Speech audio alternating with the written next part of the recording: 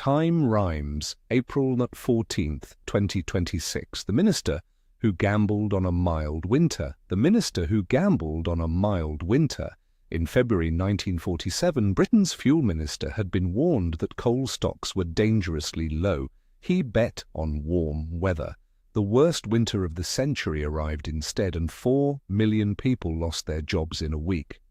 Emmanuel Shinwell was not a careless man.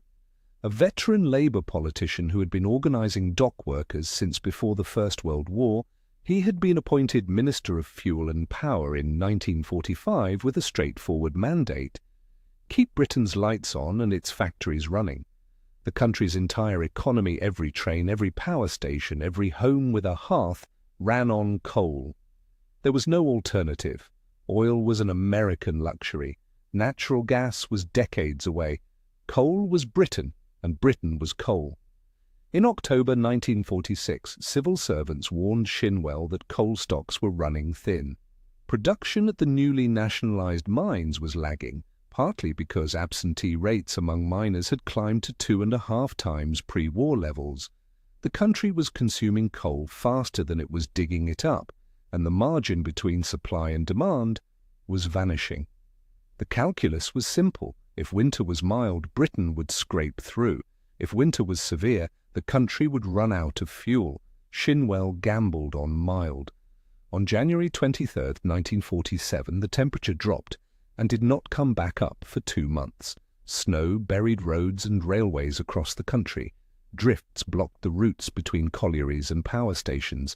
Coal that existed in the ground could not reach the places that needed to burn it. By the first week of February, the crisis was no longer a question of supply. It was a question of triage. Shinwell made the choice that defines every energy crisis: homes or factories. On February 7th, he cut electricity to industry completely. Factories across England shut their gates. Domestic power was restricted to 19 hours per day. Television broadcasts were suspended. Radio was curtailed. Magazines were ordered to cease publication. Newspapers shrank to a few pages. Within days, unemployment exploded. 4 million workers were idle. 2 million were drawing unemployment insurance. Industrial output for the year was projected to fall by 10% before the snow had even melted. The damage was not merely economic. Britain was still operating under wartime rationing. The population was already cold, already hungry, already exhausted from 6 years of war. The fuel crisis did not arrive in a country with reserves of patience. It arrived in a country that had spent every reserve it had. Shinwell received death threats and was placed under police guard. He blamed the weather, the railways, and capitalism. The public blamed him. He was forced out of the ministry by October. The crisis ended when spring arrived, but its consequences did not. The winter of 1947 accelerated Britain's acceptance of American economic aid, which arrived the following year as the Marshall Plan. It exposed the fragility of an economy built on a single energy source with no strategic reserve and no fallback. And it demonstrated a principle that every energy-dependent nation has been forced to relearn at regular intervals since: the distance between sufficiency and catastrophe in an energy system with no margin is one bad winter. The echo. On Monday, April 13, 2026, the United States began enforcing a naval blockade on all maritime traffic entering and exiting Iranian ports through the Strait of Hormuz.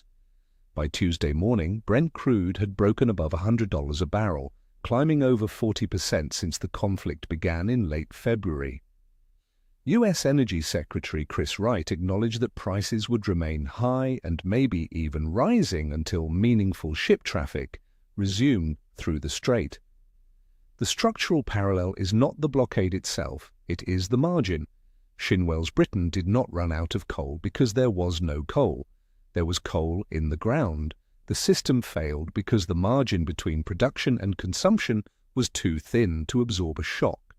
The coal existed. It could not reach the power stations. The distinction between having a resource and being able to use it turned out to be the only distinction that mattered. The global oil market in April 2026 faces the same arithmetic. Oil exists. Saudi Arabia, the UAE, and other producers have spare capacity. American shale production is near record levels. The resource is not scarce in absolute terms. What is scarce is the infrastructure of delivery, the 21-mile strait through which roughly 20% of the world's petroleum supply passes daily. The blockade has not removed oil from the earth. It has removed the corridor through which oil reaches the refineries, the tankers, and eventually the petrol stations and heating systems of half the world. Supporters of the blockade argue it is precision economic warfare. Iran's government depends on oil exports for the majority of its revenue. By preventing tankers from reaching Iranian ports, the blockade cuts Tehran's income without requiring a single additional bomb. Non-Iranian shipping is explicitly permitted through the strait. The weapon is not high prices, it is zero sales. An Iran that cannot sell oil cannot fund its military, its proxies, or its nuclear program. The blockade does what diplomacy could not: make the status quo financially unsurvivable for Tehran. Critics respond that the blockade's collateral effects undermine its precision. Oil is a global commodity. Removing Iranian supply from the market, even while allowing other traffic through, tightens global supply and pushes prices above $100 for everyone. American consumers, European manufacturers, and Asian economies that have no stake in the dispute all pay more. India and China, both significant importers of Iranian crude, face supply disruptions they did not choose. The blockade starves Iran of revenue, but it taxes the rest of the world to do it. Both arguments engage with real economic forces, but Shinwell's lesson is about something neither side is discussing: the margin.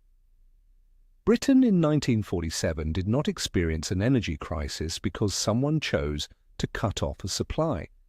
It experienced an energy crisis because the system had been running with no buffer, and a foreseeable shock arrived that the buffer could not absorb. The question Shinwell failed to ask was not, will winter be mild? It was, what happens if it isn't?